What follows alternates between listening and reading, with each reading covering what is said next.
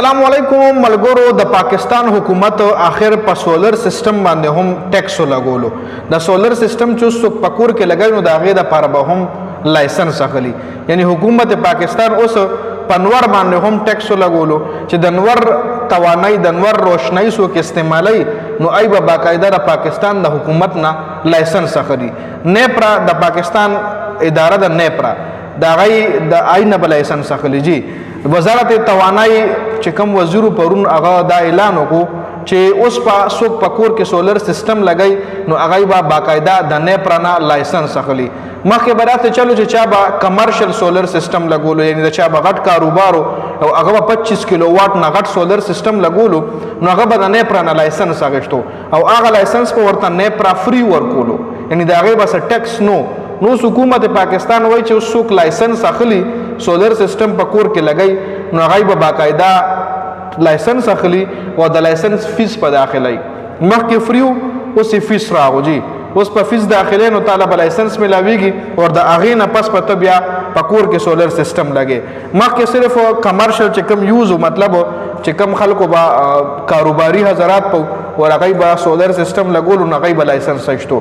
اوس که څوک ډومیسټک لایسنس سوري ډومیسټک سولر سیستم یعنی په کورونو کې هم سولر سیستم لګوي نو راتلونکي وخت کې به په هغوی باندې هم باقاعده ټیکس لګي، باقاعده هغوی به لایسنس اخلي او د دغه لایسنس فیس چې کوم دی هغه تقریبا پر کیلو واټ، یعنی څوک 1 کیلو واټ سولر سیستم لګوي نو 1000 روپۍ به هغه پر ایئر حکومت له جمع کوي. لیټ سپوز 1 کیلو واټ خو کور کې څوک هم نه لګوي، چې لګوي 3-4 کیلو واټ خو خامخا لګوي. 1 کیلو واټ سی خو 2 شیشې شوې که نه، چې 8 کیلو واټ سولر سیستم شو نو 100 شیشې شوې. د 100 شیشو سیستم له 8 کیلو واټ ویل کېږي، د 8 شیشو سولر سیستم له 4 کیلو واټ ویل کېږي.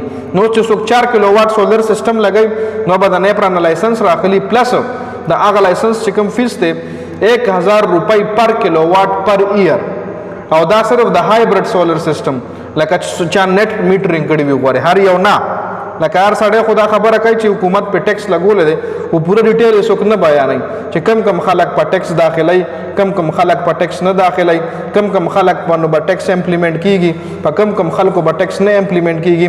خو فلحال چې زما کم سورسز وو د هغې نه چې کم معلومات ما را جمع کړو نو د هغې مطابق دا صرف هایبرډ سولر سیستم چې چا نیټ میټرینګ کړي وي څوک په وابډه باندې بجلی خرڅوي نو په هغوی باندې به دا شی لاګو کیږي، په هغوی باندې به دا امپلیمنټ کیږي. جی نو په کار چونکې نور چې کم دی د قدرت د طرفې دی او د قدرت چې کم سورسز دي او هغه یو انسان استعمالوي او په هغې ته هم حکومت ټیکس اخلي یا لایسنس وغیره، نو زما خیال دا زیاتې دی.